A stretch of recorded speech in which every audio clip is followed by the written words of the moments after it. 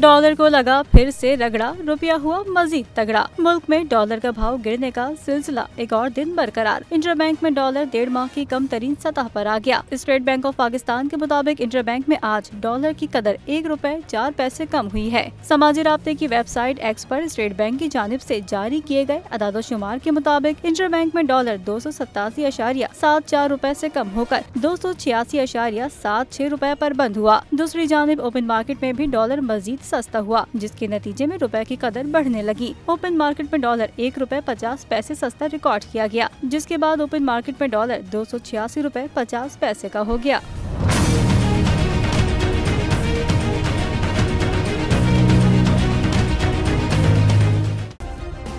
Subscribe करें और bell दबाएं ताकि कोई खबर रह न जाए।